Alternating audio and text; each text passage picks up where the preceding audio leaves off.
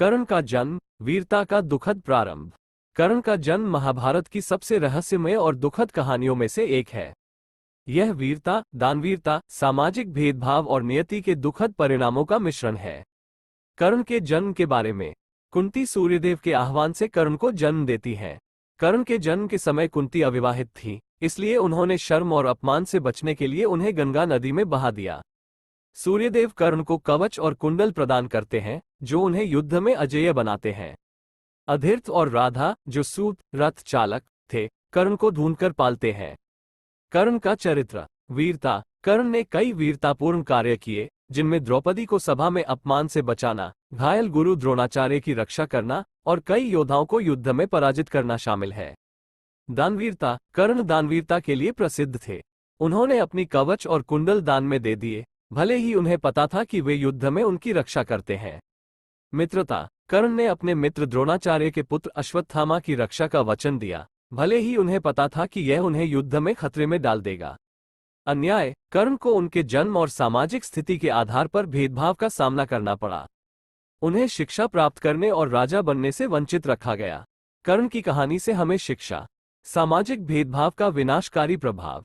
मातृत्व की भावना। वीरता और दानवीरता का महत्व। नियति की शक्ति। उदाहरण, कर्ण की वीरता। जब द्रौपदी को सभा में अपमानित किया गया, तो कर्ण ने उनकी रक्षा के लिए अपनी जान दांव पर लगा दी। उन्होंने दुशासन को द्रौपदी का चीरहरण करने से रोका और उसे सभा से बाहर निकाल दिया। कर्ण की दानवीरता। एक बार जब इंद्रदेव कर्ण की परीक्षा ले रहे थे, उन्होंने एक ब्राह्मण का रूप धारण किया और कर्ण से दान मांगा। कर्ण ने बिना किसी हिचकिचाहट के उन्हें अपनी कवच और कुंडल दान में दे दिए, भले ही उन्हें पता था कि वे युद्ध में उनकी रक्षा करते हैं। कर्ण की मित्रता। कर्ण और द्रोणाचार्य के पुत्र अश्वत्थामा बचपन से ही मित्र थे। कर्ण ने अश्वत्थामा से वादा किया था कि वो उसकी रक्षा करेगा, भले ही इसका मतलब खुद को खतरे में डालना हो। ये कहानी हमें सिखाती है, हमें कभी भी अपनी नियति को स्वीकार नहीं करना चाहिए। हमें हमेशा अपने सपनों के लिए लड़ना चाहिए। हमें दूसरों के साथ समानता और सम्मान के साथ व्यवहार करना चाहिए। अतिरिक्त जानकारी। कर्ण के जन्म के बारे में कई भिन्न किंवदंतियां हैं।